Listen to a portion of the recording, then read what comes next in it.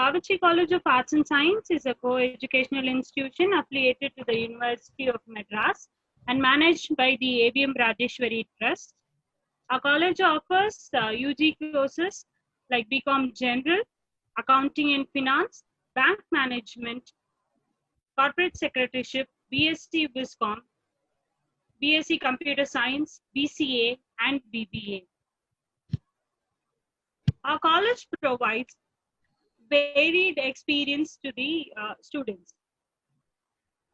It has a multicultural campus, excellent infrastructure and facilities, congenial learning atmosphere, UGC qualified faculty with industry experience, active sports, NSS, RRC, and other extracurricular clubs. We have a novel program, Avichi Mentorship Program, wherein the students are trained by the industry leaders. Enhancement of spoken English skills of the student through training programs, state-of-the-art studios and laboratories, well-furnished gallery-type classrooms, highly equipped library, and we are located very near to the Vadapani bus terminus. You can stay connected with us on Facebook, facebook.com/Avichi College, or you can log on to our website www.avichicollege.edu.in. Come, learn from the pioneers and experience the legacy of being an Avichian. We have a special guest for today, Mr.M.Kalyanasundaram, who is a wildlife photographer, and he will be talking on wildlife photography. I now invite Mr. Prakash to take over the session and introduce the guest. Thank you, madam. Thank you. I take privilege and pleasure in introducing the guest of the day. Mr. Kalyanasundaram is known as SKMKM, and Mr. Kalyanasundaram, hailing from a theatrical background, is a self-made educationist running MKM Higher Secondary School in Chennai for the past 18 years. Wildlife photography, his hobby, turned out to be a serious passion since 2014, followed by his numerous wildlife photography tours until now. His wildlife photography travel has been in all the directions of India, which includes national parks in Tamil Nadu, Karnataka, Madhya Pradesh, Gujarat, Rajasthan, Assam, and over the sea like Sri Lanka and Africa. His photography skills have been recognized by leading photography platforms such as Africa's Wildlife Photographer of the Year, where his picture was selected for the final round of the award. Molding himself as an avid wildlife photographer through his expansive travel and experience, he sharpened his photography skills and his depth of knowledge in the field. He has also been a sincere well-wisher of the underprivileged dwelling in the boundary of various national parks he visited, and has helped them come over hurdles, volunteering with a team to uplift their lifestyle. So on behalf of the Department of Visual Communication, Avichi College of Arts and Science, the college and the department is proud and privileged to welcome Mr. M. Kalyanasundaram sir for this session. Now I invite our Honorable Principal, Major Dr. I. Babu Ratnam sir, to invite our guest. Thank you, Professor Prakash. On behalf of the management, members of staff, and our college students, I do have the great privilege of inviting Mr. M. Kalyanasundaram for this novel program, I should say, because all this time we had some academic, curricular and co-curricular based activities days. But today we are having a kind of unique program called photography. That too, it is a wildlife photography, right? I think many of our students who watch the Discovery Channel now think maybe that other things are shoot by the foreigners. But now we have among midst of ourselves, our own person, Mr. M. Kalyanasundaram, who is an educationist come environmentalist. So I once again take my privilege to invite Mr. M. Kalyanasundaram to just make a presentation. I hope our students will definitely get an enlightenment from his presentation and his experience. And any queries he can put forth in the Q&A box. Probably he'll be very much pleased to give answer at the end of the session. So now over to Mr. M. Kalyanasundaram, sir. Please. Thank you, sir. Thank you so much. It is a great honor for me to showcase my pictures and share my experience with eminent people like you, your members of staff, and all your students. I take this opportunity to reach out to the youngsters, the college students, and aspiring wildlife photographers who are going to be professionally doing this in their future. And I wish them all the best. And let me start the presentation. Is everybody able to see my screen? Can you see my screen? Yes, sir. Yes, sir. So, morning and welcome all the participants of this webinar. I'm Kalyanasundaram. I'm more familiarly known as SK, and my photography fraternity knows me as SK Muthuswamy. So, here we go into the program. So this is a presentation that I have prepared exclusively for Avichi College of Arts and Science. I hope this gives you a good insight about photography. So here we go. So introduction to photography. So before we start, let us first discuss what is photography. So in this session, what I would be taking you through is I will be posting some common questions that I have encountered so far, and I would be giving answers for that. That apart, if you have any clarifications, you can always inbox me. So we'll start with what is photography. So being Viscom students, you know the what photography means. Photo means light and graphy means scripting. So basically photography is scripting with light. That is how technically you can define photography. In other words, or in common words, what is photography? Photography is the art of freezing the light in the most beautiful way. So that is what I would say photography is. And now we go on to genres of photography. So you know there are many genres of photography, like food photography, fashion, journal, portrait, sports, travel, landscape, wedding, or even photography, and wildlife photography. So today we are going to see about wildlife photography. So this is a picture I shot way back in 2016 in Masai Mara in Africa. So knowing your gear. So knowing your gear, as far as wildlife photography is concerned, there are two major manufacturers of the gear, the camera. They are the Nikon and the Canon. Why only Nikon and Canon? Because of the spread of lens, the lens compatibility for sports photography and wildlife photography. These are the two companies that have always focused on developing lenses and bodies for the purpose. Yes, there are some other for camera manufacturers such as Sony and Fuji and many more, but these are the two brand gears that wildlife photographers prefer for the kind of lens and bodies they have been producing over the years. So if somebody is very new to camera and stuff, but you might have just joined for knowing wildlife photography. So for you people, this is just an insight or just a basic understanding of what are the keys in the camera. You may read it on the right. And these are the other function keys.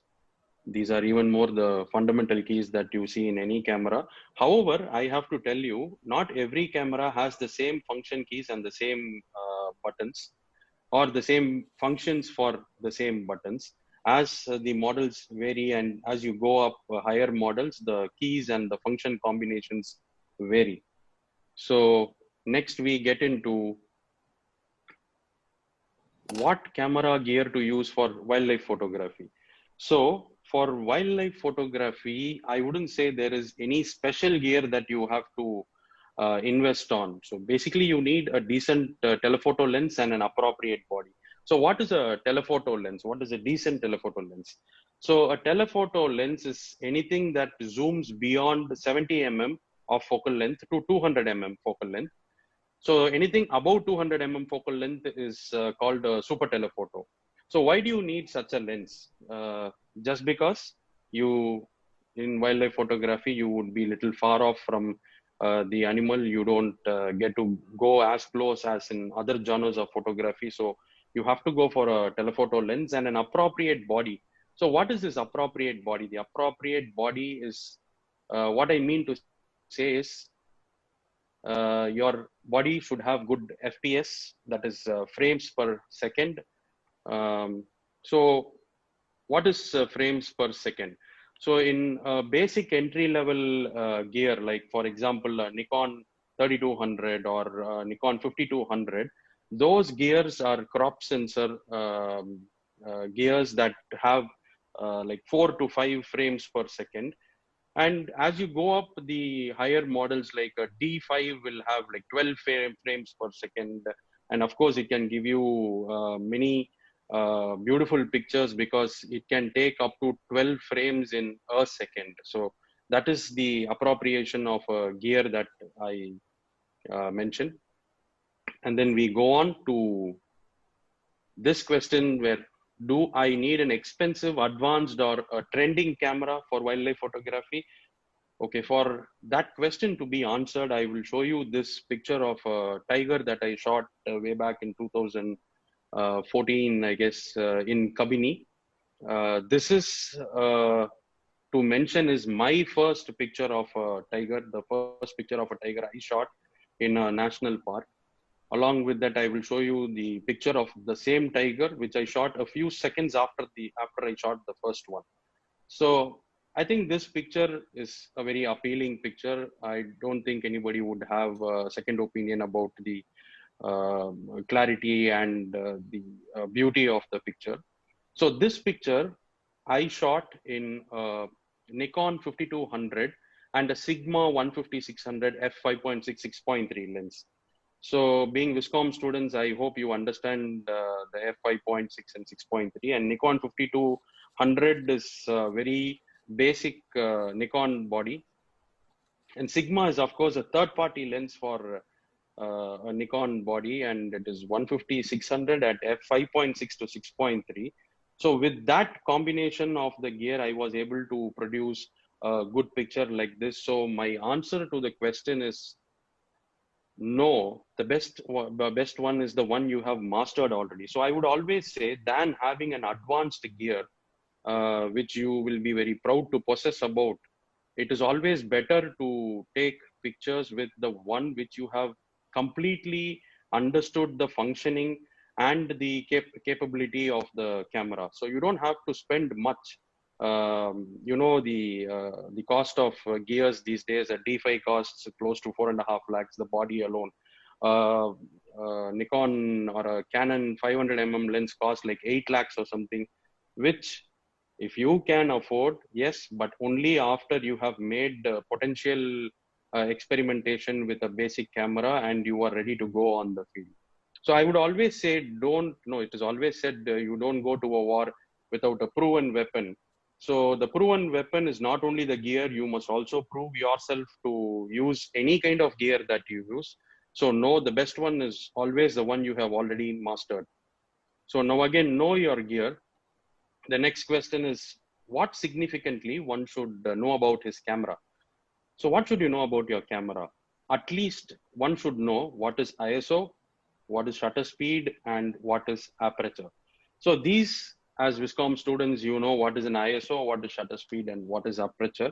But let me just recollect your memory of what is ISO. Is the sensitivity of the image sensor of your camera, and the shutter speed is how long the shutter is open, or how long is the image is exposed to light, is the shutter speed.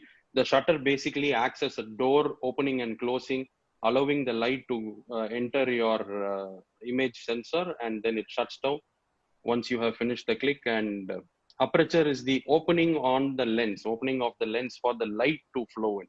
So these are the three things that have to work in a concert to produce a very good image. So these are the three things that you may have to alter in proper ratios and proper numbers of math to produce a good image.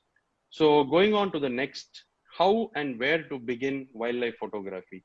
So I would suggest first you begin at your backyard. So backyard, some of you may be in apartments and some of you may have your own house and some of you may and may not have your backyard, but still you will definitely have some greenery around you. So you should be able to spot some birds nearby and you should try to go to a platform where you can shoot the birds. It can be a crow, it can be a myna, it can be a parrot or even a pigeon, which is a common bird. So why do you do that? Because you first have to experiment and know what you and your camera both together are capable of shooting. And you will be able to understand where you lag and what is missing. And so next you will, I would suggest you to go to parks nearby. If you don't have enough greenery around you, go to the nearest park. Of course, after the lockdown, you may go to the parks near you, or if some of you have pets at home, shoot your pets staying indoor. You let them loose, you untie them, they're going to run around, and that is the best moments you can understand your shutter to get a sharp image. Or if you want to do a slow shutter shot, that is the best moment indoor that you can create to do wildlife photography understanding or a practice. And then beaches or riversides, in that case, any water body that is near to your place, you go there, you may see some birds, you may even see some reptiles if you are lucky, like some snake or something near the water body. So that is another place where you can start to practice your wildlife photography skills. And then we go on to the next question. And see, all the pictures that I'm running through in the background is all shot by me. So if you have any Q&As about the pictures also, you can put in the inbox. So this question is, how do I take good pictures? So taking good pictures, of course, first you have to dedicate a lot of time. But before that, I would say, keep taking pictures. Of course, that involves a lot of time. You have to spend a lot of time with your camera shooting various stuff. Need not be wildlife. It can be a very stationary object. You can try various lightings. You can try various combinations with your camera. So keep taking pictures and then viewing many pictures of professional photographers on Facebook, Instagram, or wildlife photographers who do blogs, and you can even browse and see many pictures. So reading those pictures will give you an understanding of what sort of pictures is expected out of good wildlife photographers. And then you analyze your picture with such professional pictures, uploaded and complemented pictures. So that will give you a good understanding of what kind of pictures you should be producing. And then keep experimenting with your camera. That is what I always say, because your camera has innumerable functions and innumerable combinations can be made with your camera. It is an ever-ending experimentation if you really sit and understand your camera. So always keep experimenting with your camera. But however, I would say the first 1,000 pictures you take probably are for trash only. It means like the first 1,000 pictures are your experimentation pictures. So they are going to be your trial and error pictures. So you should first afford, you should not get dejected if your pictures aren't good. So because I will say you have 1,000 pictures, and definitely by the time you finish your 1,000 pictures, you would have great understanding about your production of pictures and the knowledge about your camera and your reflex in taking wildlife pictures. So the first 1,000 pictures are for trash, and then on you would definitely see a big improvement in your work. So now this is a picture of a lion cub that I shot in Africa. So this slide, we will ask this question, like, what are the challenges of wildlife photography? I would say the first challenge is, unlike other photography genres, here the subject is not in your control. First of all, sighting itself is a task. Once you get a sighting, then you may not be sure if the animal would come close to a proximity where you can get a good vicinity to take a picture. Sometimes you might take a shot which is just a record shot, which means, yes, I also saw an animal. But it cannot be a good showcase picture because it might be behind some bushes. It might have been on, like a leopard could have been on top of a tree where only the back is seen or only the tail is seen, the face is not seen. So the subject is not in your control. Next, of course, the light is also not in your control because, in wildlife photography, we wouldn't be using any flashlights or any basic floodlights or any indoor lights to shoot. So the light is definitely not in your control. And timing the shot is another task. So now, for example, if you see in this picture, I was almost spending like 20 minutes with this cub, which was playing around on the floor. And then it took like after 10 minutes, it started climbing the rock. And when it was climbing, it didn't look at me. And I decided that I want to make a shot where the lion cub is looking at me, showing a good expression at me. So I had to wait. And this happened like almost at the end of the 20th minute. And that's how I made this shot. So your patience in wildlife photography is the fundamental quality of a wildlife photographer. So you need enormous patience, and you should never get dejected if you don't make a good picture, because there's always another chance to do it, because it's not your fault. It is all about opportunity. So timing your shot is very important. And then compiling your settings to the momentary needs. So basically what I told you, what one should know about his camera is the ISO, aperture, and the shutter speed. So these are the three things which are going to be varied when you are going to take a shot. So this shot, when just imagine if the same shot what you are seeing at the background, when the cub looked at me, if I was not able to put proper settings, then I'm not getting this picture. It could have been a dull picture. It could have been a very blurred picture. It could have been a shaky picture, whatever it is. So compiling your settings to momentary needs is very important, because when you do the settings, you might have had good light. But when the cub looked at me, maybe if I had a cloud passing, the light is gone. So compiling your settings is another challenge in wildlife photography. And lastly, I would say taking a less shaky or precisely a very sharp picture, like what you see in the background, when you are especially hand holding your camera.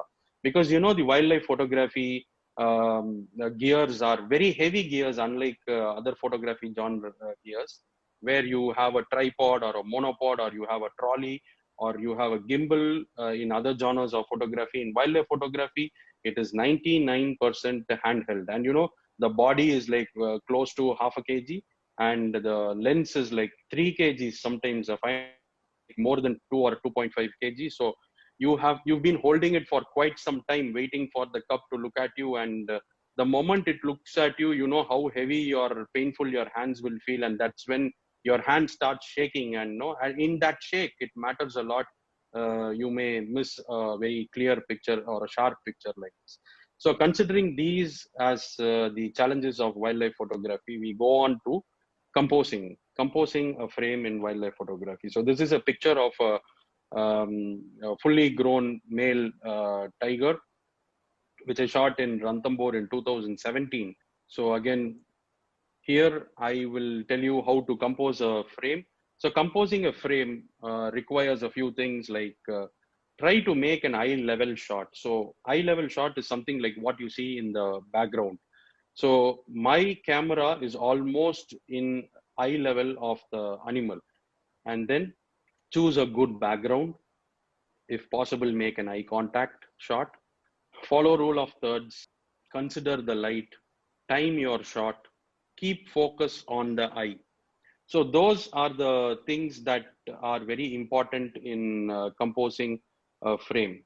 So now what we will do is we will discuss about all these points. So from here on, the presentation would be about covering the points that are mentioned here. So we go on to the first point of the previous slide, which is, why should I make an eye level shot? It is very important because it is very natural to view a person or anything at your eye level.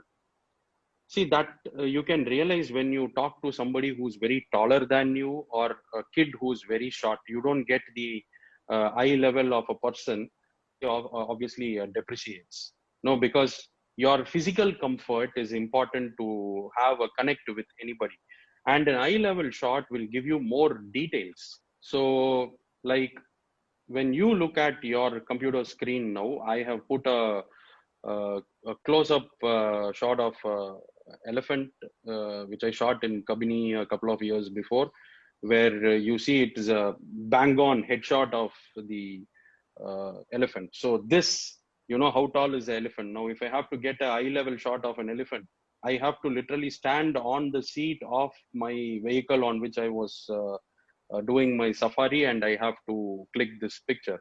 So just imagine if I had clicked this picture sitting in my safari jeep, I would have got only the trunk and I would have got the eye being composed or being viewed from the angle below, which would not convey much of detail about the animal. So now what is the detail that I wanted to cover in this picture is the wrinkles on the face of the elephant. So elephant is such a magnificent animal. We mostly miss to admire this minute details of the animal. Like if you see in this picture, there are the hairs that are sprouting out from its forehead, and the hairs around its below its eye, and the wrinkles on the forehead. Such details you will get only if you go for an eye level shot.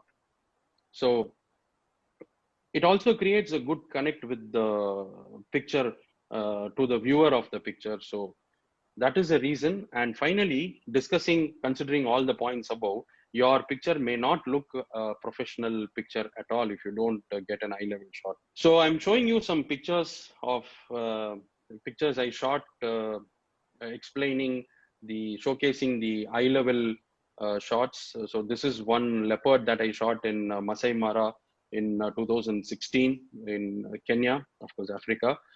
And this was a leopard which was walking, and I wanted to freeze its walking style and its attitude on the face. So all that would be possible only if I go for an eye level shot.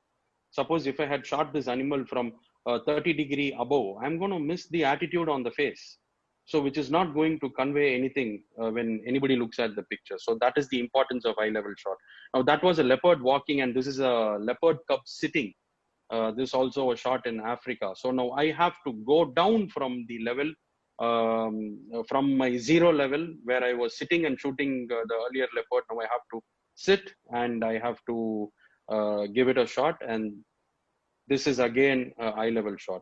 So now this is a zebra. So zebra is a taller animal compared to leopard. So my standing will only help to take a picture like this. So these are various levels of eye. So eye level is always not the same level. That is what I try to convey here. So eye level is the eye level of the animal, and every time the height varies, you have to vary your eye level according to the animal to get very expressive shots like this. So we go on to the next. So the question is, how important is choosing a background? So you see now, this is a very tiny bird, and look at the background. So the background actually adds more beauty to your picture. So mostly an out of focus background complements the image, which is called a bokeh. Being Viscom students, you must be familiar with these terms. What is a bokeh? So this bokeh is achieved by something called the depth of field, or DOF in short. Of course, you must have been familiar with this term also. But technically, how do you do that? This session is not about that. This session is more about wildlife photography than getting into the techniques of photography. Depth of field is common to all photography genres that we might see in another session. So background is very important. So you always have to choose your background. Another image of a paradise flycatcher, a male paradise flycatcher, shouting out to its friend or a member, a family member nearby. Look at the background, a beautiful green bouquet, greenish yellow bouquet. And this is another picture of a home squirrel, a common squirrel. I got to shot it with reflection and with a beautiful green bouquet in the background. A picture of kingfisher, white-throated kingfisher. So look at the background. So background adds more value to your picture. So just imagine this kingfisher. Suppose if it had, if it was sitting on a bark of a tree, and it was, say, for example, it is a dead tree without leaves and lot of brown twigs in it, creating a lot of clusters behind, and those cluster of twigs also very sharp in the image. No, it's definitely not a good shot compared to something like this, which has a very out of focus background like this. So another one, a flameback woodpecker. You see, it's perching on a tree, it's holding on, hanging on to a tree, and another tree behind serves as a background for this image. And so it gives you the contrast of the colors on the bird and to the background beautifies your image. So background choosing is also a very important aspect of wildlife photography. Now we go on to the next question. How significant is it to make an eye contact shot? So now I firstly don't want you to confuse between what is an eye level shot and what is an eye contact shot. So earlier what I explained you about eye level shot is the entire animal being at your eye level. Now it is an eye contact shot where the animal is looking at you straight through your lens. So this, I would say, this picture, what you are witnessing now, I would say is a very, very rare and a peculiar picture, because a big cat, a tiger like this is very rarely above your eye level. Mostly they are on the ground. But this time, this picture I shot in Ranthambore, where this is a tiger cub. This cub was resting on top of an ancient monumental structure of the national park, and nobody noticed this tiger cub resting on top of it. And this is the entrance arch of the national park. So we happened to pass through this. We got disappointed of no sighting in the national park, and we exited. The same process happened 3 times, and when we exited the third time, we happened to see this guy on top. And then this arch was resting on 2 hillocks on either sides. So we decided to drive up the hillock, and when we got up, we saw this guy resting there. But before we could go up, I tried to make a eye level shot, standing, holding my gear like this, focusing upwards, and happened to shoot this. And I was lucky enough, I got the eye contact. This tiger, if you see the black dot of his eye, is looking straight through my lens. And this is the kind of shot I always love to make in wildlife photography, because making an eye level shot means a lot. It conveys a lot. So why should you make an eye contact shot? Because eye is the most lively part of the animal, and eye conveys the mood of the picture. Of course, the mood of the picture is conveyed by the mood of the animal. So unless you see anybody's eye, you cannot predict or presume what their mood is. So the eye tells the untold story of the subject. So untold story is like, if you get an eye contact shot, you can make beautiful storyboard out of it to explain your picture. And an eye connect to the view, the eye connects the viewer to your picture. Somebody who sees this picture would want to look at it for a few seconds more than a picture where you don't have an eye contact shot, because there only the animal is identified, the animal is admired. But when you get the eye contact shot, it goes on for a few conversations about it. So those are the reasons why eye contact shots are important. And it is not necessary that you can always make an eye contact shot, nor can you always make an eye level shot. But if you get an opportunity, don't miss to do it. So I'm going to show you some pictures that I made with eye contact. So that was one tiger. Now it is 2 lines. So this takes a lot of time, because I have to have both of them looking through my lens at the same moment. And just imagine, how long would they be looking at us? For a jiffy. How long would they look in through my lens? Just a jiffy. For a second or something less than a second. So long until you get that fraction of a second when they both look at you through your lens. You have to hold the lens, aiming at them, focusing at them, and that jiffy you make this click. So this is a very challenging shot. So we'll go on to the next picture. This was shot in Africa, Masai Mara. This is a picture of a leopard cub that I shot recently in my last photography tour in Jan 2020 to Rajasthan. There is a small village called Bera. What's very surprising about and interesting about this village is the villagers coexist with wildlife. So this is not a national park. It is just a village which is surrounded by a lot of rocky mountains, and these leopards live around there. How they coexist is like they come in the night, snatch the cattle of the villagers there, and the villagers are also cool about it. And this has been happening for a couple of years now, for more than decade or more than 3-4 decades it's been happening, and that's how this village is enriched with wildlife. So this shot is like, it was a cave structure where we know that leopard family is living, and this cub is like 1 year or 1.5 years cub, a male cub. I was waiting almost like 45 minutes on my Jeep for this guy to come out, and probably if I was lucky that day, I wanted to make a shot of that guy, but I was too lucky that I could make even an eye contact shot. And generally animals evade you. They don't want to give you, they don't come out to pose for you to take photographs of. They are in their natural habitat, and we are the ones who are protruding into their personal life. And no, they generally evade you. They don't want to show you their face, and they don't want to make eye contact. They shy away, and they are also sometimes scary because they feel we can be harmful. In spite of all that, if you can get a shot like this, where you get an eye contact, the animal looking at you through your lens, then it's something great. So this is another shot of a leopard, a fully grown leopard. What you saw here is a cub. This is a fully grown leopard, which I shot in Kabini a couple of years before. Again, eye contact shot. And this was like 6-7 years before. And this is my first leopard picture that I made. And I made this picture with a very basic camera, which I mentioned before, a 5200 and 150-600, the third party lens, Sigma lens. So still I could make a picture like this.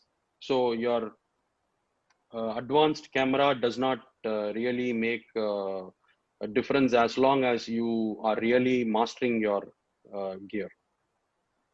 Another eye contact shot of a leopard in Africa.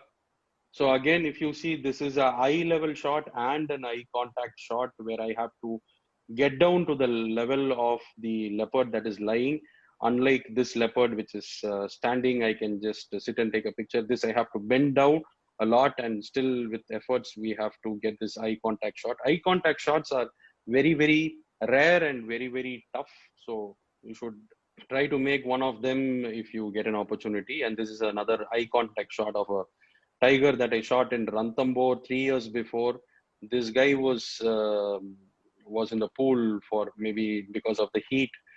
This I shot in the month of April in Rajasthan, and the kind of temperature Rajasthan hits in their summer is something what we cannot bear in Chennai. So this is a shot that I made in 2017 April. And I would also say this is one shot where I have to wait for almost 1.5 hours to get an eye contact shot. Simply, we just switch off the engine and keep waiting for this animal to look at you. And it will take all your time and patience to get a shot like this. But when you get it, you have to make the best out of it, and should be something like this if it is appreciable. Okay, now this shot is, now it is 3.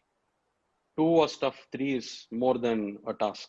So, and that too, especially cubs. Cubs are very playful.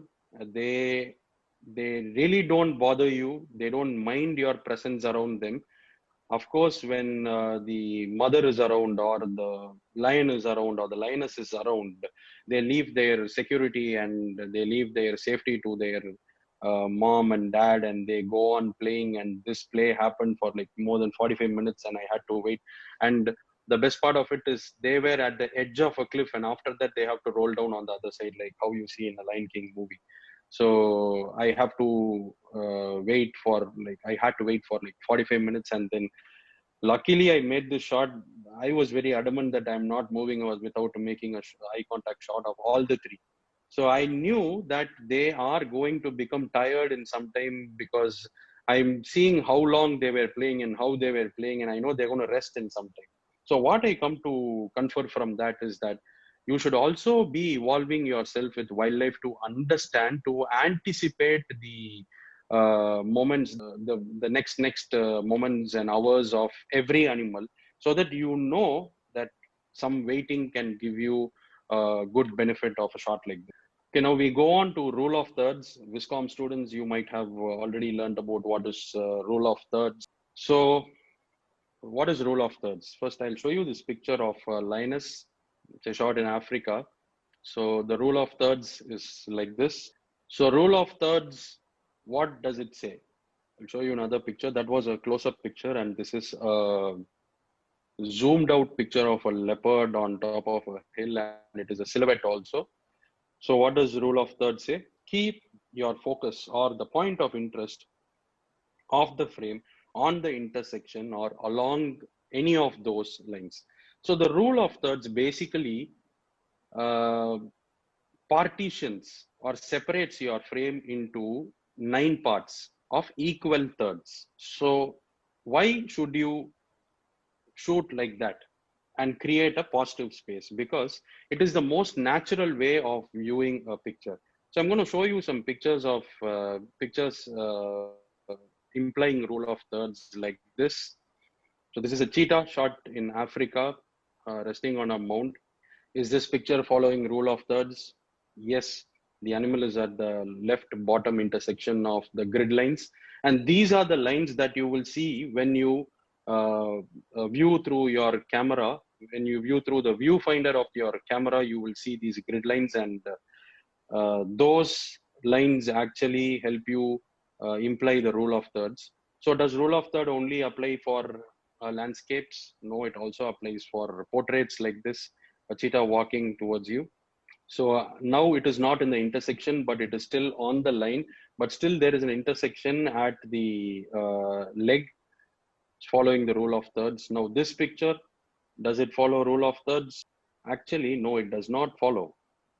But still it is a beautiful picture. It conveys a family story of 3 adult lions and 3 cubs, and conveys a very good family story, but does not follow rule of thirds. So we'll see another picture like this, a tiger, which I shot in Bandhavgarh in 2014. Does it follow rule of thirds? Partially, yes, because the line and the intersection is on the body, but ideally it should have been on the face, but it is not possible because a big cat is a lengthy animal, and in your frame fitting it can be a challenge sometimes. So because you don't follow rule of thirds, is it a bad picture? Ideally, no, it does. It is an appealing picture. So what should you be doing? So rule of third is not a hard and fast rule to follow, but if you are bending the rule, you should be capable enough to bend it with beauty. Your picture should be an appealing picture, and still if it is not following rule of thirds, it's okay, but always try to go by the ethics of photography. Light.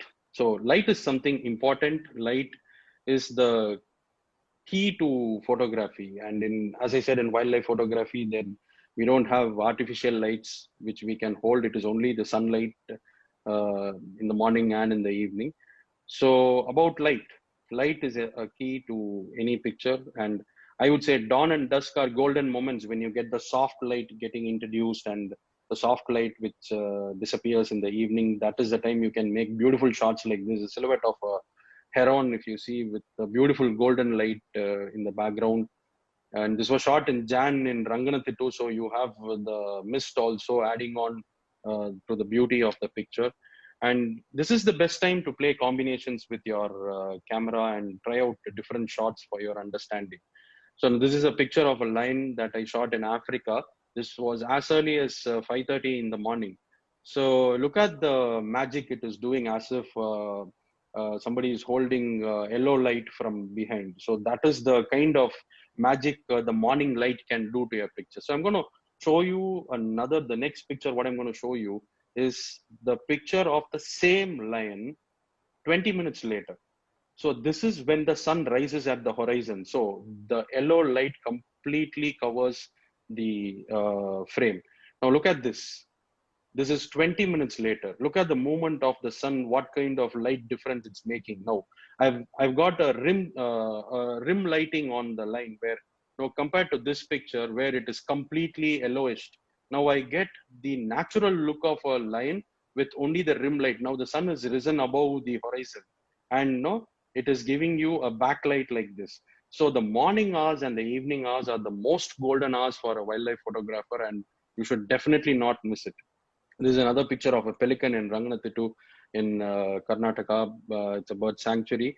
This is also the morning light where I was able to, I was just waiting for a long time to any bird to come and take a dip in the water, because the light was focusing at that point of the water through the shades, that is through the trees that were hiding the sun.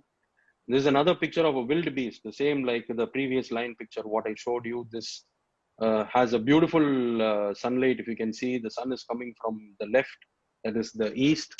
And a small story about this is a little comical one also, is that this is the last picture of the wildebeest, because exactly within 5 minutes after this picture, it was hunted by a lioness, which I also chased behind, and I have pictures of this particular wildebeest getting killed by that lioness. And this is a beautiful backlight again in the morning hours. This is the spoonbill, which was perching on the rock near the water in Ranganathitu. So that is how lighting makes a difference. Pelican in flight, completely stretched wings, having a golden rim all around it. So this is possible only if you get the morning light.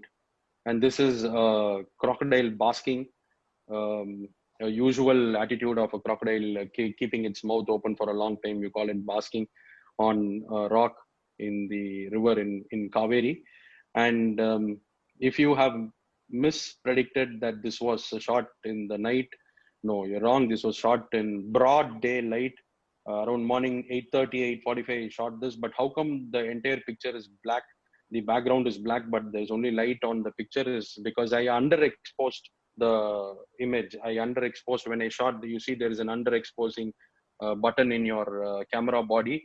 If you just reduce the underexposure number, then you will get a beautiful picture like this, a very detailing picture like this. Timing your shot. Now, timing your shot after all the points we have discussed now, if you have been able to put all this in proper place, timing your shot is the next challenge. So I'm going to show you 3 pictures of this greater egret flying to land and perch on this dead bark. See, I've timed it in 3 different moments, very close moments, little far, little closer, very closer. So timing your shot can give you a beautiful description about your picture. And then it shows the subject in action. And this is another pelican that just took a dip in the river Kaveri to pick a twig from the river to build its nest. So you can see the bird is so conscious that it does not dip its wing in the water, which may not help it to fly again in full swing. So it always keeps its wing fully spread when it comes to the water, unless it decides to take a dip or unless it wants to swim in the river. When it comes to take a twig, this is the kind of posture you get to shoot. And this is a slow shutter shot. Now this was taken after a rain, and the animal is completely drenched in water, and I know there's a lot of water in its mane, which it would just shiver and wither it off. So I knew that this was going to happen, and I turned to shutter mode shooting, and I put my settings in such a way that I would get a soft motion of the line shivering its mane to wither off the water. And another timing shot like this, instead of just seeing a bird or showcasing a bird perching on the tree, this is having its meal of the myna. It's actually a myna, which I saw this bird flying around trying to pick on this myna, and then it finally got it, put it on the tree, and eat organ by organ and making a good meal. So this kind of pictures where you can show it in action is actually timing your shot. There's another peacock. Peacock itself, perching of the peacock itself is very beautiful. But when it flies across a green background across the river like this, now you see the water is green because of the reflection of the bushes on the bank. And a contrasting bird like this, a huge contrasting bird with a long green tail, is definitely more interesting than a peacock just sitting or in any other posture. You hardly get to see a peacock fly, and when you see it flying across the river, it's definitely a lucky moment for you. And a deer is generally considered a boring subject because you see them in large numbers and they're not very active, always grazing the grass and just moving in big herds or something like that. But when you see the calf milking, it is quite interesting. Timing your shot. This is the tiger which I was explaining that was on top, where I got the eye shot when it was lying on a civil structure of the entrance. This is the same tiger which was lying on top. This walk like 300 meters. Then after we moved up the hillock, continuing from the story what I told you then, when we moved up the hillock, this guy started walking all the way from on top of the structure. It came to us, and I know it's not going to come all the way, disappoint us and go back. So I was waiting, and I got the shot of it looking at us, eye level, eye contact, all of that. So if I call this a timing shot, if for all the patience I had, I happened to get another shot of this animal within a few minutes like this. So now, which is timing a shot? So what do I mean by timing a shot? So this is what I mean by timing a shot. You should be able to anticipate the behavior of the animal, and it is not going to it is not going to disappoint you. And you see that now again, another eye level shot and an eye contact shot with its own attitude. Now look at the cub's teeth. The attraction of the picture is that compared to the previous one. Okay, now again, timing your shot with a bird. This is the same spoonbill which I showed you with the backlight. Now it started flying. You see that flapping up, flapping down, and again flapping up. And you see as it is moving away from the rock, from the bank, you see the difference in lighting. That is the magic what lighting can do to your picture. So this is about timing your shot, and you can create interesting storyboards to narrate to people who are really interested and can be impressed about your photograph. Keep the focus on the eye. So why do you keep the focus on the eye? Now this is a cheetah. I shot this cheetah in Africa, and look at the eye. The eye tells you 1,000 things about the cheetah. And as you slowly observe moving up the eye, you can see it blurs out.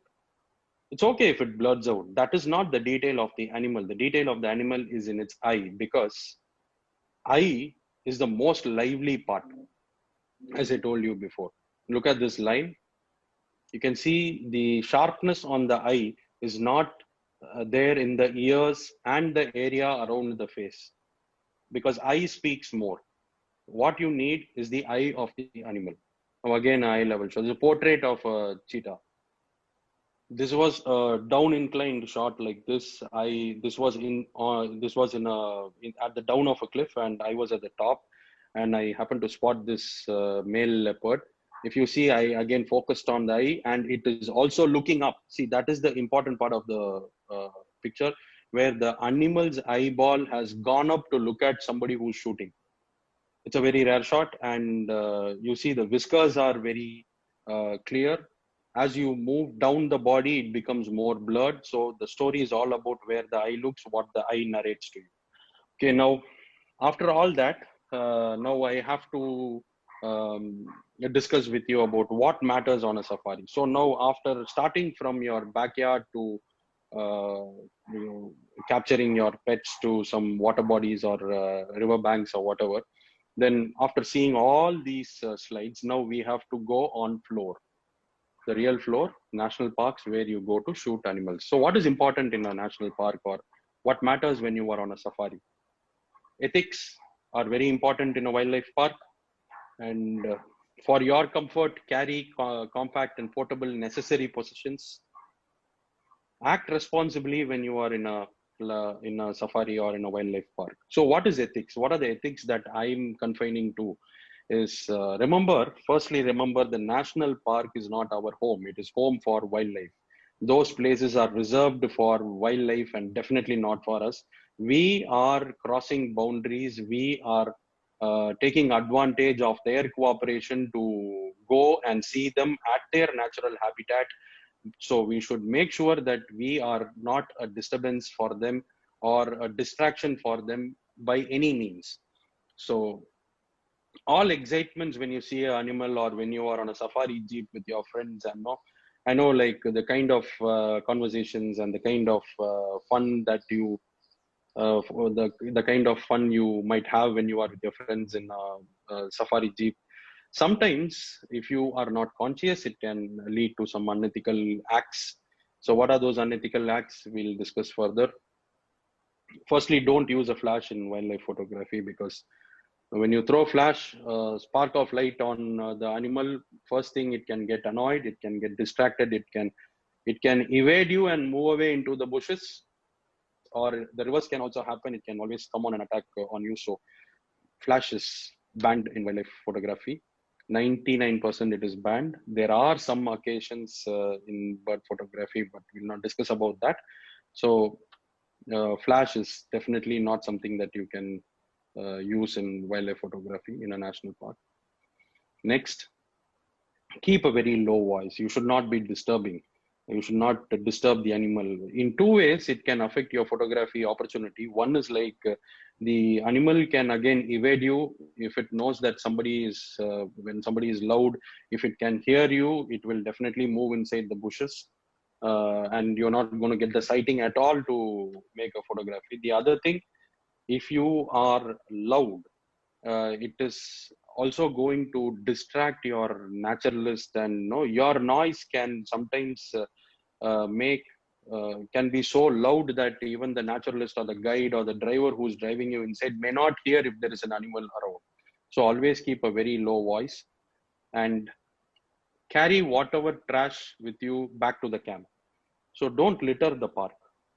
No, don't throw your chocolate wrappers, some chips packet or biscuit packet wrappers or covers or any carry bags. Don't spit inside the national park. Be responsible. Be a very responsible tourist there or a photographer there. And all this kind of litter, put it in a bag and take it back to your camp or the place where you are staying, and you can throw it to the bin there. And obey and trust your naturalist while in the park. So it's a very natural thing that somebody who's more proficient in this, who goes to the park every day taking different tourists on an everyday basis, he is definitely the right person who you should be trusting, and you should obey his words so that you will get good opportunity of shooting animals. Don't distract animals to take pictures. Now, through the presentation, I've been telling you how long I had to wait before animals. So many other times, like 45 minutes to 1 hour to even longer period. So why did I wait 1.5 hours before the tiger, which was in the water in Ranthambore? It didn't look at us. So I would not throw stones in the water to seek its attention or make some funny squeaky noise so that it will get distracted towards you. No, never do something like that. You have to definitely act very responsible. It is not the way you can proceed wildlife photography.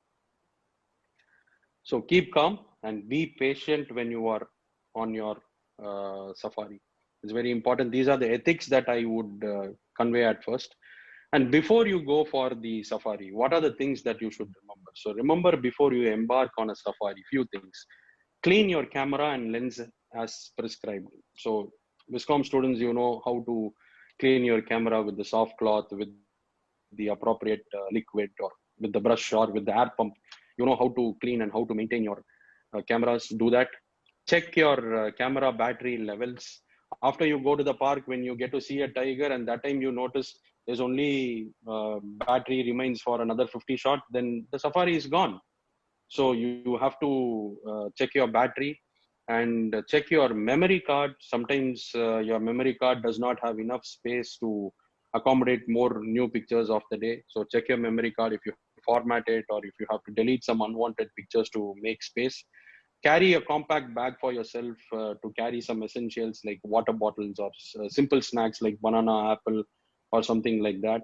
And that simple bag should be very, very light, because like you see in this picture, in a safari jeep, there'll be like 6 people along with you who may not be your friends also. Sometimes you may get introduced only then.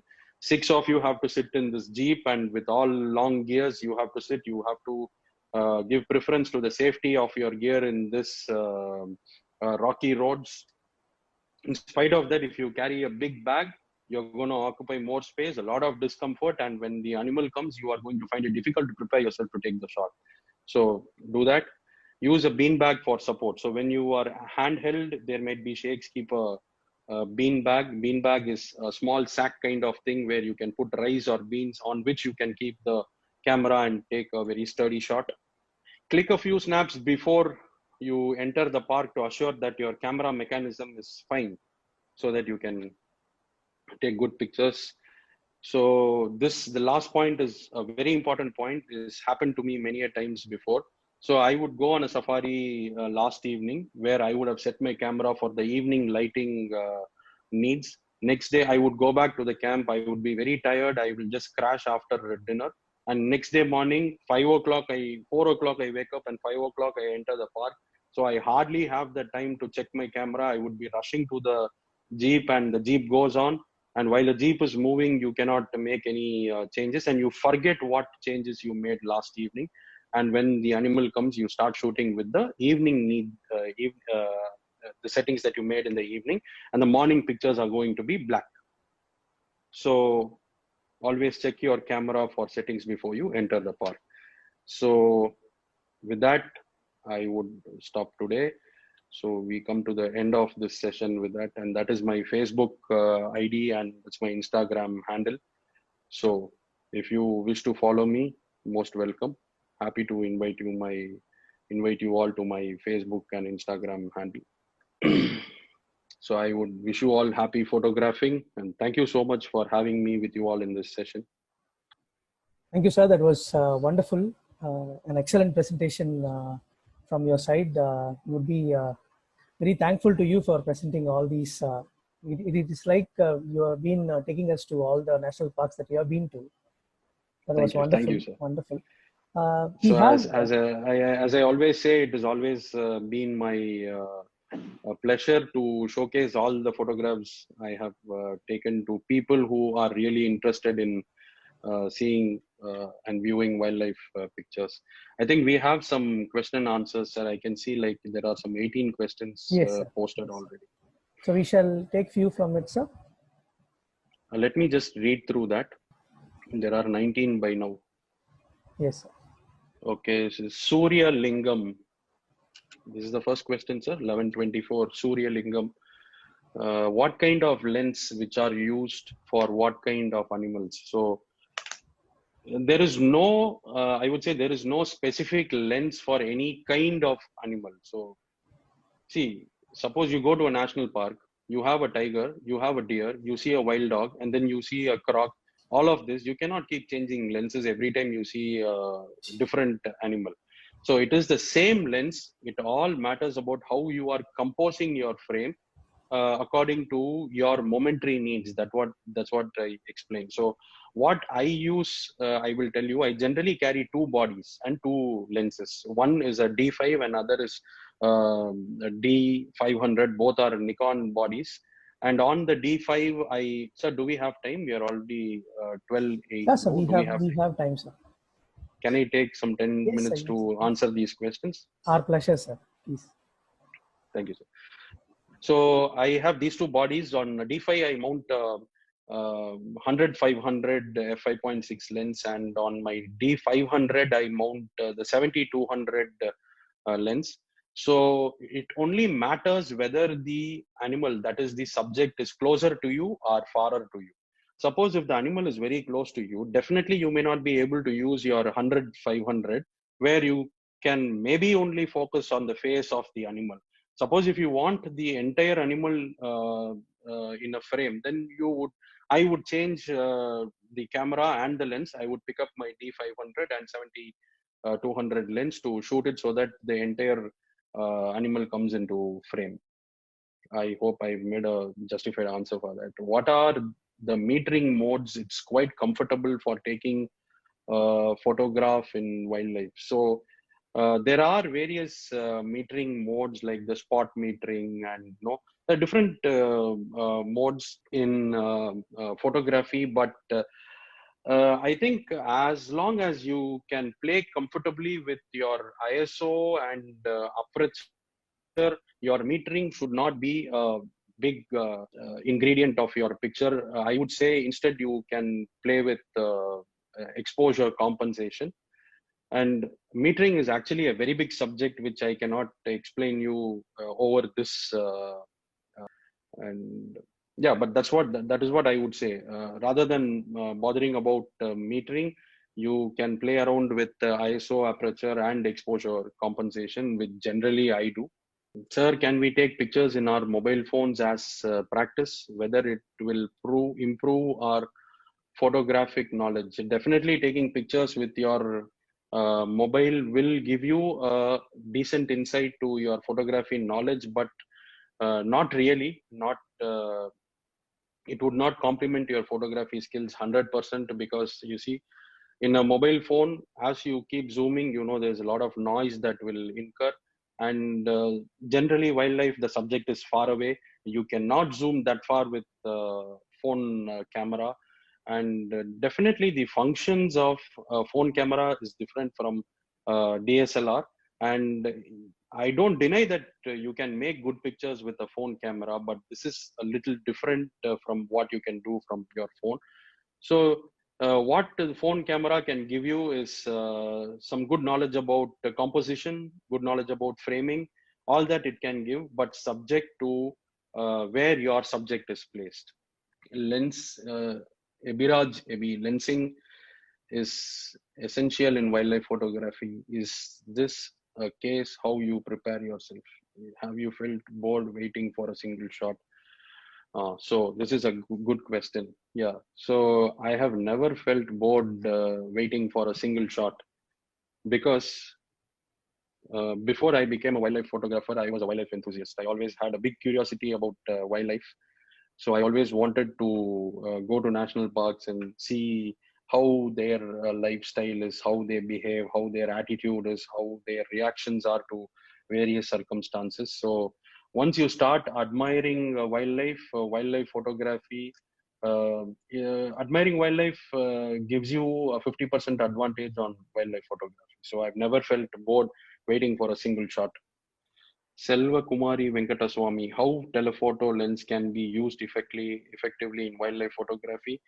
Yeah, I've discussed enough about, in fact, only with telephoto lens, you can do good wildlife photography. So I don't mean to say if you don't have a telephoto lens, you cannot do wildlife photography. Yes, you can do, but telephoto lens is an advantage to wildlife photography. So we have discussed a lot about that question. Maybe you had typed in this question before I had explained you all that. How can we prevent ourselves, Satish Kumar, how can we prevent ourselves while taking pictures of wild animals? What do you prevent? I don't know. What do you want to prevent? How can we prevent ourselves while taking pictures of wild animals? What are you trying to prevent? I would like to know, so that I can tell you how you can prevent it. Sharan, probably he may be saying that is there any probably that danger that we exposed during the wildlife photography for us, for you as such? Oh, okay. So if you are asking me about the safety in wildlife photography, I would say, you go to the park this year or next year, no, but you are only going this time or later. But the animal has always been there, and there has been various tourists who've been visiting the park. So the animal is also quite used to seeing people coming in jeeps and taking photographs and admiring the animal. So it would not be something different that the animal would look at you and always suspect you and always try to predate you. But if you are going to get into some activities like, as I told you, making some cranky noises, squeaky noise, and throwing stones or putting a flash on the animal, no, like generally how we do with our pet dogs at home, if that kind of an attitude is taken to wildlife, then no, nobody can give you a guarantee you may be lucky or unlucky on the day. There's been many wildlife incidents like this. Okay, so there's not enough time, so let me not get into that. So that's what precisely can happen. So there is behavior that you have to build in you when you get into another space. It's simply like when you go to your friend's place or you go to your relative's place, you know your boundaries, you know what you can talk, you know where you should sit, you know what you can ask for, you should know how you should ask for, when to go in, when to go out, all that you would always inform a relative and go to their house. So like that, there are some fundamental ethical practices that you should do in a wildlife park that if you visit, you will slowly get into the stream of it. What are the struggles you faced before getting into wildlife photography? Yeah.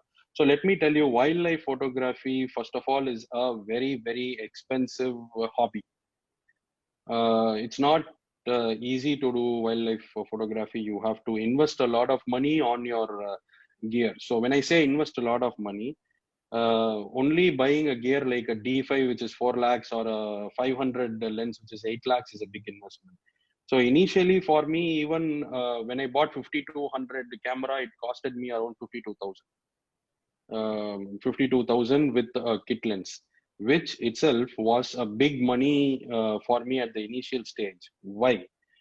Because I did not have enough knowledge of what I'm going to do with it. So that day, it was not something which was a basic essential for me. For something which was not a basic essential, I was ready to put 52,000 just blindly, believing my intuition that I will get into wildlife photography and I can make good pictures in wildlife photography. So that was my struggle initially.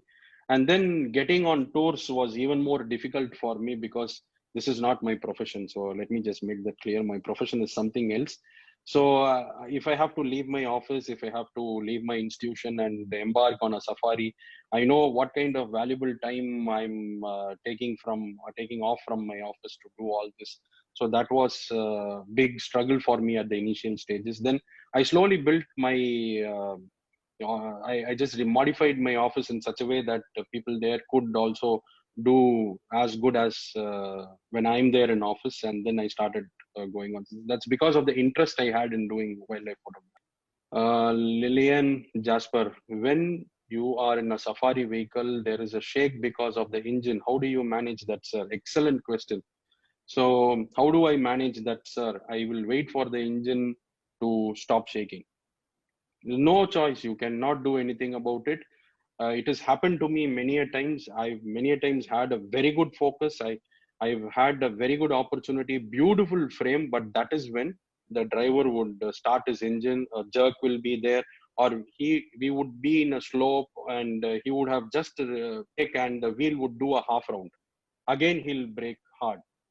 When he brakes hard, again it will shake.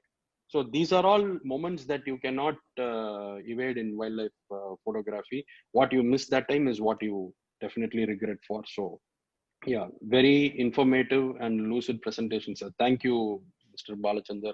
May I know about things required in taking pictures of reptiles? Reptiles, you mean snakes, monitor lizards, something like that? Yeah. So there's nothing very different what you need from doing a normal wildlife safari. But let me tell you, getting a sighting is very, very difficult. Very difficult to get a sighting of a snake or a monitor lizard or any kind of lizard in a wildlife park is very, very difficult because they are very elusive. They generally don't pop out in the day, and very rarely they pop out. In fact, to be very frank and true, I've never shot a snake in my. I've heard people who have gone on safari just a few hours before me see a snake, but I've never seen a snake. And no, when it is a snake, reptile like a snake or a monitor lizard, no, the The eye level shot, which I was talking about, is very difficult because they all crawl on the ground. They never, very rarely you see them on the branches or hanging from a tree, or they are on the ground, and it is very difficult to get a glimpse of them. But there is nothing very particular that you have to take as far as a gear is concerned to photograph them. And Velengiri, how do you protect yourself from wild animals? Good manners is more than enough. Obey and trust your naturalist. That will give you life insurance inside the national park. So, Divya Darshini Nanda Kumar, what is the one thing you wish you knew when you started taking photos?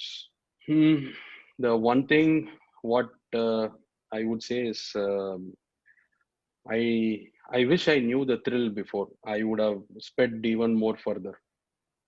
I wish I had realized that I'm doing something which will keep me young and which will keep me thrilling always.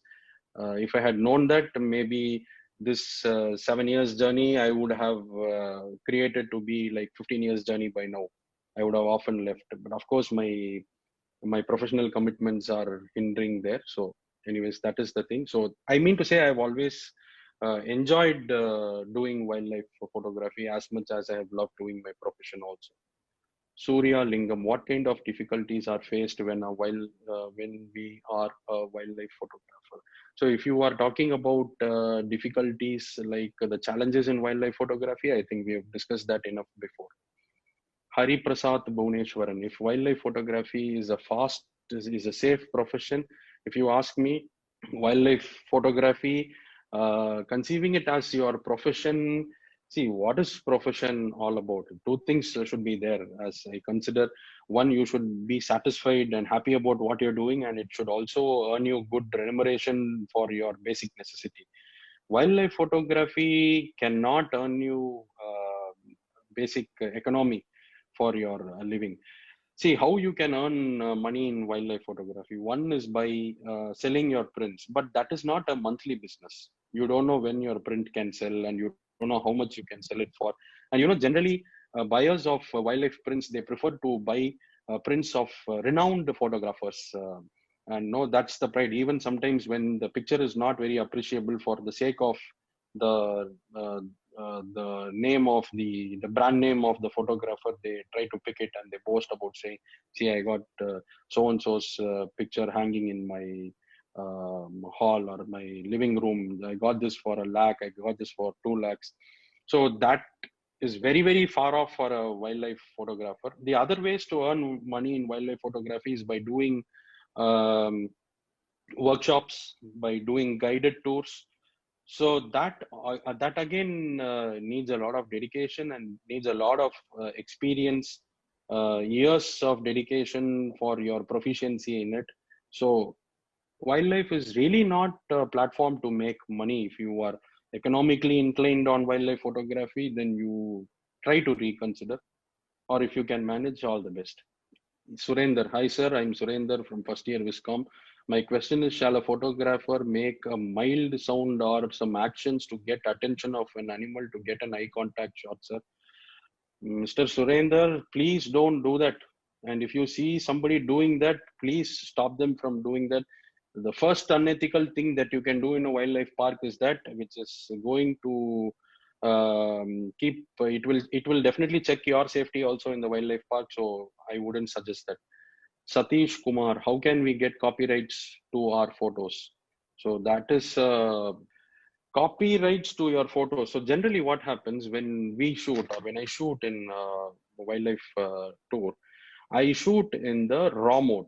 So being Viscom students, you know what is raw mode, what is PNG, what is JPEG, and all the other kinds of extensions of a file, So if I shoot a picture in raw mode, in whatever mode I convert, the master copy is with me. I think that's the only way you can claim your copyrights.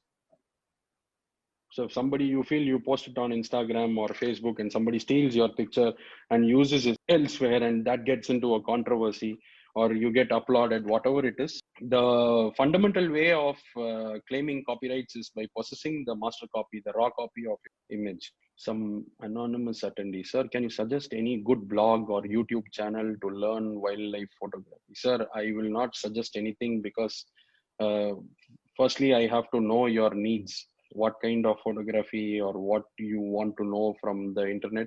Anyways, if you spend little time browsing, you will definitely catch up with a nice link which may feed your needs. There are numerous, sir. That is the reason I'm not suggesting. It is not that I don't want to bring anybody else to light in my session. I have numerous photography friends who are extremely talented, who've been in, inspiration to me. But unless I know what you want exactly, I may not able to suggest you. Good morning, sir. I'm Muthuram. I had given a follow request to your Instagram account, sir. Mr. Mowgli, kindly check my profile, sir. I'm much interested in wildlife. Sure. Thank you so much for following me, sir. It's my honor. Can we step out of vehicle for getting lower framed picture? No.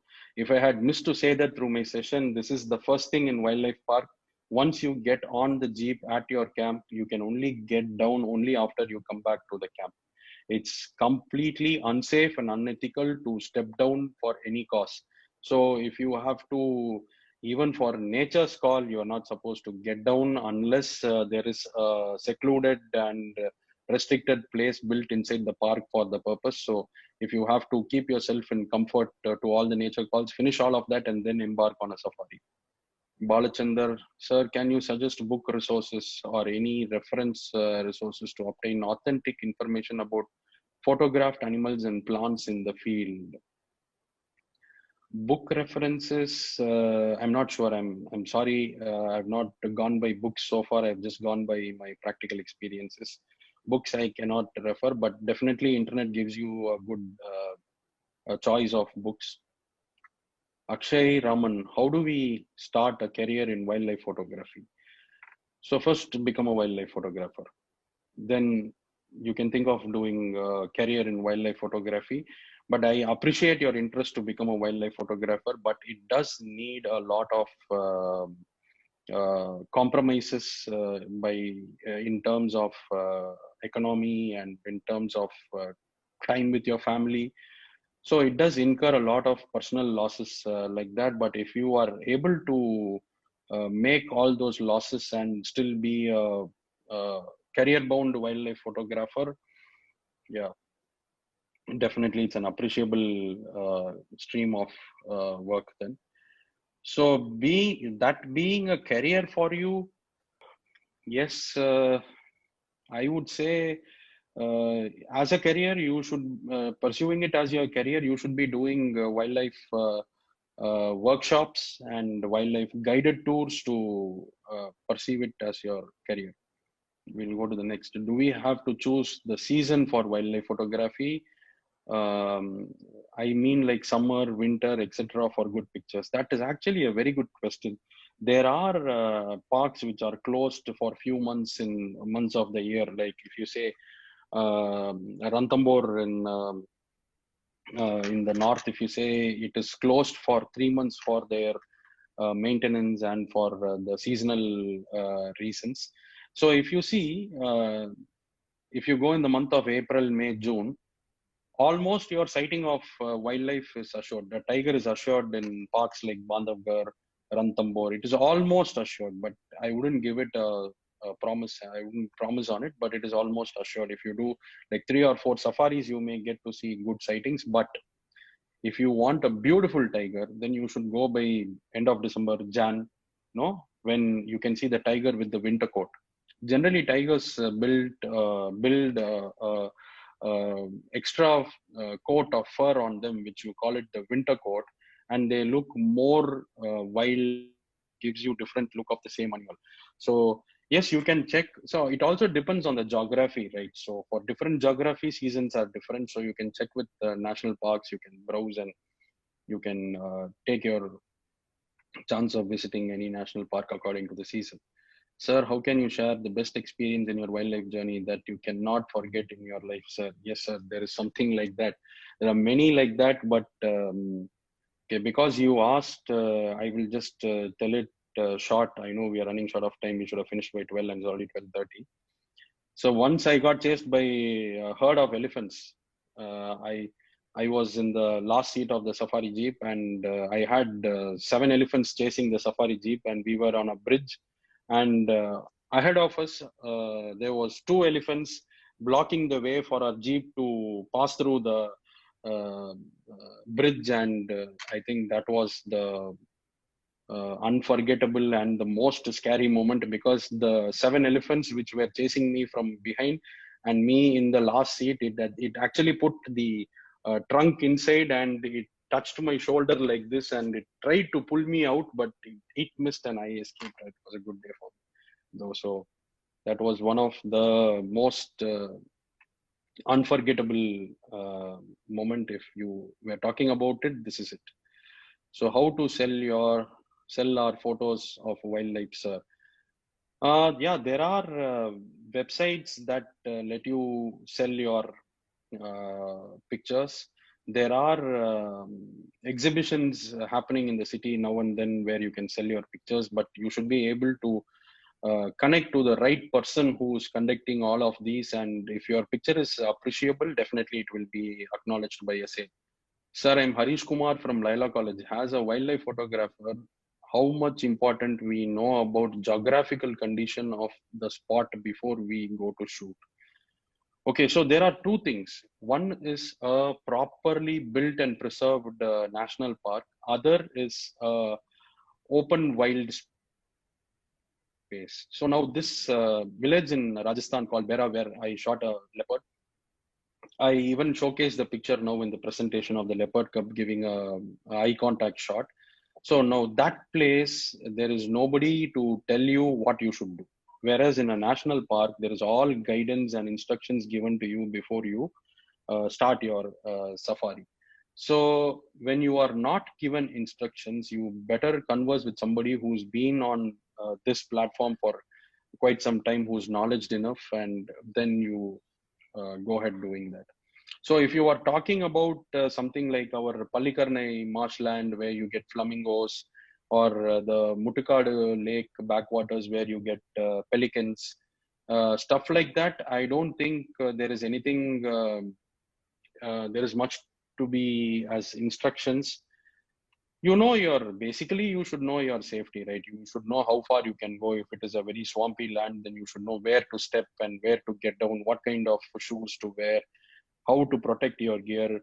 When you slip, you put your gear in the water and it is done, then it is done. It incurs you a big expense after that. So these are things that you should think before you act in wildlife photography. Harish Kumar, and also what are the process to get permission in reserved forest areas, and explain briefly Wildlife Protection Act also. Oh sir, this Wildlife Protection Act is it is not my boundary, so I may not be able to tell you much about it. But why go for what the act says?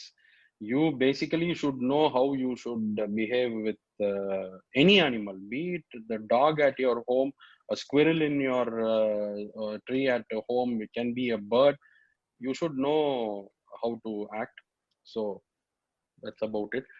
How do you feel that you are free enough to take photographs while going on safari? How do you feel that you are free enough? I don't know what you mean by that. Suppose if you are talking about the space convenience, it is always cramped because there are at least 5 people journeying along with you. So you have to go compact on that. I think the questions are done. Yes, sir. Yes, sir. Yes. I think almost we have took almost 30 questions on one go. Yeah, Covering Sir all Prakash.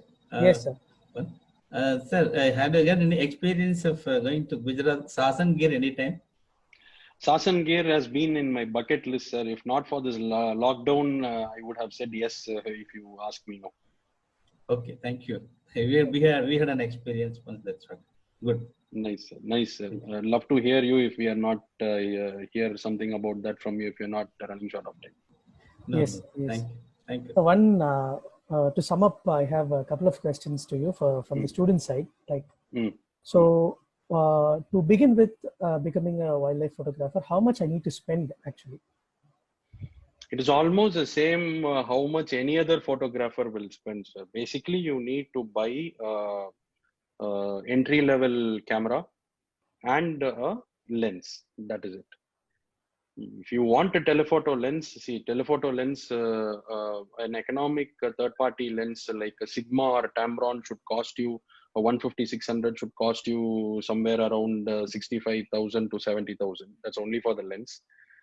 Mountable body like 50 to 100 costs like 35,000, 40,000. So close to 1 lakh or 1.25 lakhs, if you can generously spend, you can really possess good gear for wildlife photography. Okay. Sir, during your introduction, I have mentioned about your connectivity with the villages near the national parks Yes. and the community service that you are doing. So can you Yes. please a little bit elaborate about that Okay, and so advice to the students on how to be do community service though they are go on a passion to wildlife parks? okay. So I have been doing two kinds of wildlife tours so far. One is an exclusive wildlife tour, which I go on my own, or I just take my friend as a company, and we do only wildlife photography and come back. The other is I'm part of NGO which is focusing on the welfare of the villages around national parks. So, for example, if you see what we have done in Kanha National Park in Madhya Pradesh, we have received frequent requests and complaints that the wildlife is entering the village nearby, and it's causing a lot of damage to the villagers nearby. And no, after some extent, the villagers turn poachers to save themselves. No, it need not be a tiger that is entering the wildlife park. It can sometimes be a wild boar. It can be bison, or Indian gaur, or anything that would intrude with the personal life of the villagers.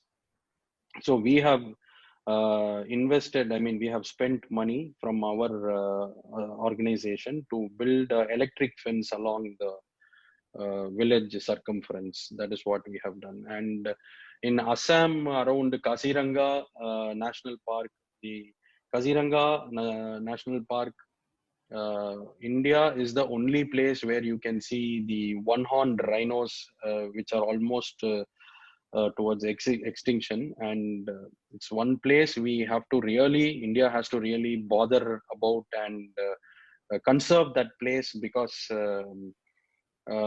every year Assam is hit with big flood, and such big species like rhinos are also washed away for kilometers together, crossing borders also. So they get poached there. So that is one kind of problem with the wildlife. And the other is, Assam is not as much developed as the metro states or cities. So mostly their economy depends on tea plantation and coffee plantation. So the villagers nearby, they don't get good access to schooling. They don't get good access to basic needs of life. So we have tried to educate people on those people on how to cooperate or integrate themselves with the wildlife and stuff like that. We have also done campaigns against poaching and stuff like that. We've been doing. There has been various other projects where we have in Ranthambore, we have tried to install units that can make water from moisture to meet the water needs of the local people. So stuff like that. And somewhere else we have installed lights for the village so that they can be aware of what is roaming around their area and keep themselves in safe limits. So such things we have been doing. And when we are in the park, when somebody we see is not up to meeting the ethics of being in a national park, we try to educate them in the most polite way so that they don't get offended, and they take that as a responsibility to share it with others. And things like that we have been doing so far. Wonderful, sir. Wonderful to listen to it. Actually, you just care for the wild animals in the forest, and you care for the people who is dwelling around the forest also. So that makes I've always loved doing that, sir. And this that puts lockdown you has actually kept me at home. It's been like 4 or 5 months I have gone to any national park, and now I understand what I need to keep myself in a good mind condition and all. Once you are in the national park, it gives you a very different feel of being with the animals. We search for most things which are already with us in daily life. When you go in search of something which you don't see in daily life, it gives you a different pleasure altogether. It keeps you calm. It gives you a big mind refreshment. So I've always enjoyed what I've been doing, sir. beautiful, sir. Beautiful, sir. That puts you under the title, like, a lover of nature, I would say. Yeah, my privilege, sir. My privilege. Yes, sir. Yes, sir. Sir, like one last advice from you, like to the beginners, like what are the national parks in Tamil Nadu and in the southern region for a beginners to start up with economical budget or something like that? So this I would consider a very vital question, sir. Why? Because Tamil Nadu is a state where we don't have a very organized national park to do a wildlife safari. So if you see in Karnataka, we have Kabini, we have Bandipur. We share borders with them at the national park. The borders that we share with the Bandipur is Mudumalai, Nilgiris, where there is something called wildlife safari for tourists, but it is not as organized as it is in Karnataka. So if you want to take up a proper safari, your nearest point would be Karnataka. Take a train from Chennai, the Kaveri Express or Mysore Express, land in Mysore, take a bus or take a taxi, reach Kabini. You can do online booking. So if you see in Karnataka, there is the Jungle Lodges is the group wildlife resorts, which is monitored by the government themselves. There is a website also for that, junglelodges.com, which I always log in to make my bookings for Kabini and Bandipur. And they also have a beautiful bird sanctuary, Ranganathitu Bird Sanctuary. So if you go to Mysore, you can stay in Mysore, do two river safaris in Ranganathitu, and then you can go to Kabini or Bandipur or do both, and then you can head back. So as far as Tamil Nadu is concerned, sir, I wouldn't discriminate ourselves from what facilities are there in other states. But I've not experienced something like what I've experienced in Kabini or Bandipur in Tamil Nadu so far. The sightings are also not as prevalent as in such wildlife parks. So if you go to Madhya Pradesh, Rajasthan, Gujarat, and all the kind of facilities is provided, I have not come across such good ones in Tamil Nadu. So. Okay, sir. That puts the answer. But if our students have to do it in the local area, there are places like, as I mentioned, the Pallikarnai marshland or the Velachery Road also sometimes has good bird sightings, and the OMR, the ECR, where there is backwaters. So the road that goes to Fisherman's Cove, there is a bridge, and that bridge has good sighting of birds on either sides. The river flows below. So those are places nearest to us where we can have good sightings. And if not, we have the Kalakadu Mundandurai project, which is being built now in the south of Tamil Nadu. It's a tiger reserve. And now we have the Satyamangalam also, where also you can do safaris. But I'm sorry, I've not been to these places, so I cannot give much recommendations about it. Okay. Thank you so much, sir. Thank you so much for the insights about the national parks where a beginner can visit when they want to. So now I wish to invite Professor Abhinaya for the official Thanksgiving. Wonderful listening to you, sir. Your presentation gave a great insight about wildlife photography. And best wishes for your services that you're extending to the villages. And most of all, thanks for answering all the questions very patiently, sir. I thank our management and principal for constantly guiding us and supporting us. I wholeheartedly thank my colleagues for making this event happen today. Last but not least, I extend my hearty thanks to all the participants who have made this webinar session a successful one. Thank you, everyone. Stay connected with us on Facebook for more exciting webinars in the upcoming days. Stay safe. Thank you. So Thank thank you, you sir. all of you. Thank you, Thank you so Principal much, sir. Thank you, Abhinaya madam, and thank you, Prakash sir. It was great joining with all of you to share my experiences and showcase my photos. Thank you all the 78 or 77 participants who are still patiently listening to whatever we had to tell them. I'm happy at least we have 77 of them until the end of the session. So thank you so much, and I'm looking forward to meet you all in person very soon so that we can interact more and we can spend a lot of positive time, very knowledgeable time in the future also. Thank you so much. Yeah. Yes. Thank you, So sir. if there is anything else, you can definitely inbox me anytime you have. Yeah, Sure, thank you sir. so much, sir. We would like to invite to our campus very soon. We will have a face-to-face probably interaction with someone. There were more Thank you, than sir. 108 people were there. I knew it was a wonderful session to have sharing of experience. Thank you, sir. Thank you so much. Thank you. Thank you so much, sir. Thank you so much. Thank you, sir. My and, special thanks to your secretary, sir, Sure. Mr. Shanmugam, who actually initiated this idea. Yes. So please Sure. convey my thanks to him. I will also get in touch with him Yes, whenever sure. he's free. Yeah. So one request, sir, like there are few students of us, who is totally into this wildlife and bird watching. And all that. So I just request you to, guide them on that process if you are interested, and guide them with. Definitely, sir. It's my pleasure. They can always get to me through Facebook. I will definitely stay in touch and I will do my best for them. Sure, sir. Sure. So once It's my this pleasure. lockdown goes, we wish to have you at our place, having another session with them, sir. Sure, sir. It's my privilege, sir. Thank you so much. Thank you, Thank you, sir. sir.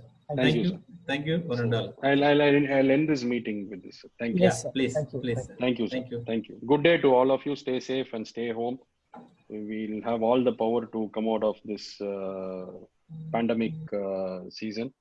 So wish to see you all in very safe health and more immune health very soon. Thank Yes, sir. you. Thank you, sir. Thank you so much. Thank you so much, sir. Thank you. So that was Mr.M.Kalyanasundaram on the webinar on wildlife photography from the Avichi College of Arts and Science, the Department of Visual Communication. So attendees, please stay with us, stay tuned to us on our Facebook page. It's facebook.com/Avichi College, and visit our website www.avichicollege.edu.in for more exciting webinars and the inspiring webinars to come. So that's it for today, and we are signing off from all of us. Have a good day, stay safe, stay indoors, and more power to all of you. Thank you.